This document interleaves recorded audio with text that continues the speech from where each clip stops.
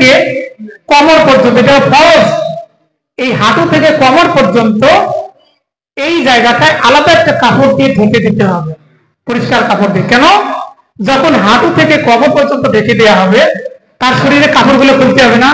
মানুষটা যে মারা যাবে তার তো শরীরে কাপড় চোপড় থাকবে, মরার আগে তো আমরা কাপড় খুলে ফেলাই না, তাহলে এই কাপড়টা যে খুলবো এজন্য তার জন্য পর্দার খেলা।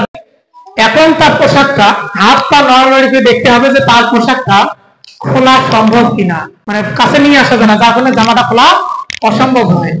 তখন অবশ্যই একটা কাছে দিয়ে তার পোশাকটি কেটে বের করতে হবে। আর যদি ভালোভাবে বের হয়, ওই পোশাকটি যে বা যারা যে কেউ ব্যবহার করতে পারবে, আপনার পরিবারের লোক ব্যবহার করতে পারবে এবং আপনি কাউকে দান করতেও পারবেন, কোনো সমস্যা নেই, পোশাক ব্যবহার করা যাবে। এই যে পোশাক খোলা হলো, পোশাক খোলার পর আপনার কাজ হলো আপনি পানি নিয়ে আসবেন।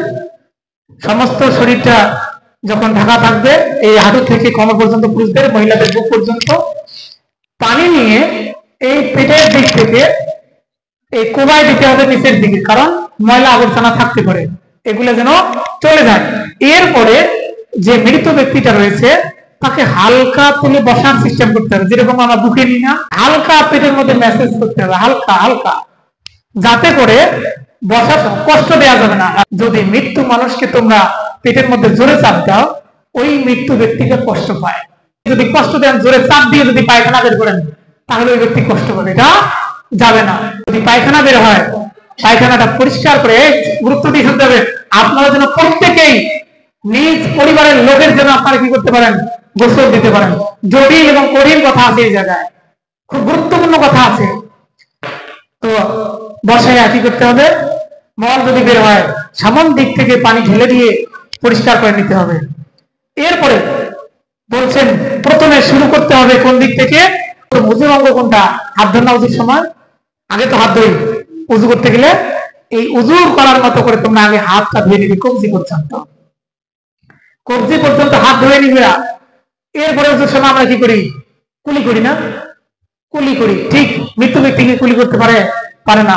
হাতের মধ্যে ন্যাকড়া নিয়ে ওই হাতটা দিয়ে তার দাঁত গুলা বা মুখটা এরকম করে পরিষ্কার করে দিতে হবে, ভিতরে কোনো ময়লা লেগে থাকতে পারে, এইটা ভালোভাবে পরিষ্কার করতে হবে। পরিষ্কার করার পর নাকে এরকম করে পানি দেন না, মৃত্যু ব্যক্তির নাকে পানি দিতে পারবেন, বের হবে না।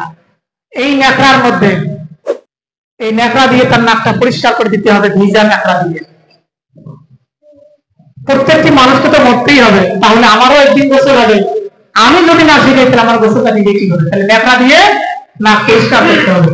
এরপরে হাত আবার কোনোই পর্যন্ত ধুবো, ওই মৃত্যু ব্যক্তির কোনোই পর্যন্ত হাত ধুয়ে দিতে হবে, দুই হাতে কোনোই পর্যন্ত।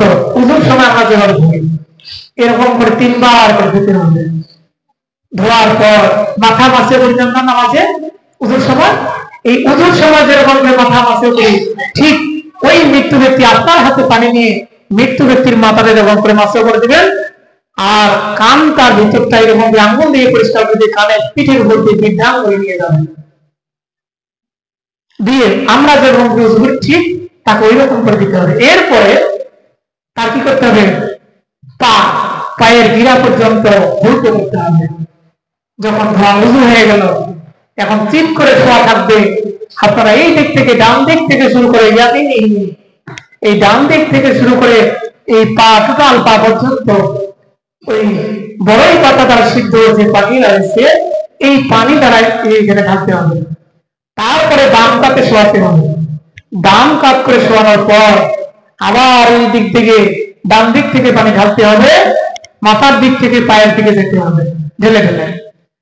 আর এই দিকে যত নোংরা ময়লা থাকবে সবগুলা বাম দিকে জমা হয়ে যাবে, পানি কমে কমে দিয়ে ওই জায়গাটা পরিষ্কার করে তারপরে আবার বাম কাত করতে হবে।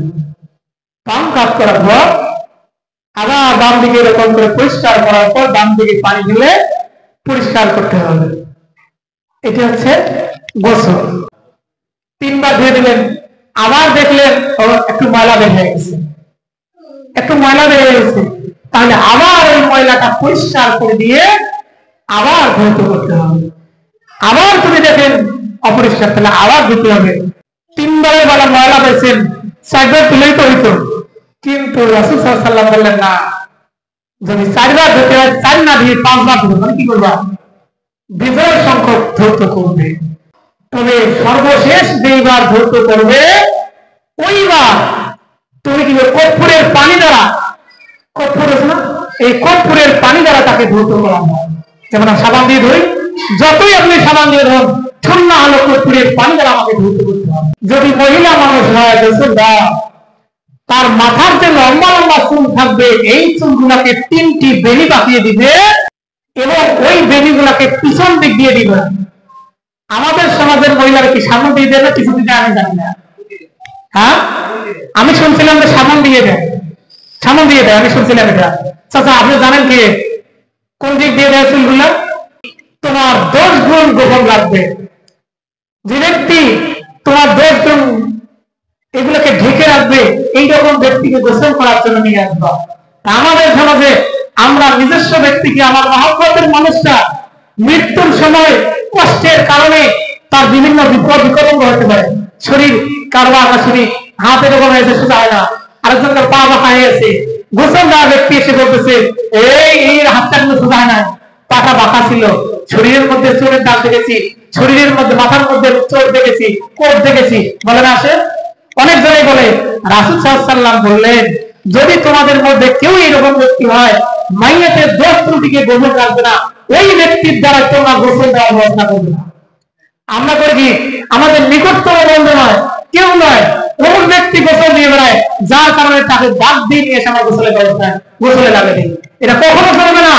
গোসল দেওয়ার হকদার তারা, নিকটস্থ ব্যক্তি, নিকটতম ব্যক্তি ছাড়া কেউ কোনো মাইয়াতে গোসল দিতে পারবে না। দোষ ত্রুটি কখনো গোপন থাকবে না। কবরের মধ্যে নামতে হবে নিকটতম ব্যক্তি, কেন? দোষ ত্রুটি গোপন থাকবে।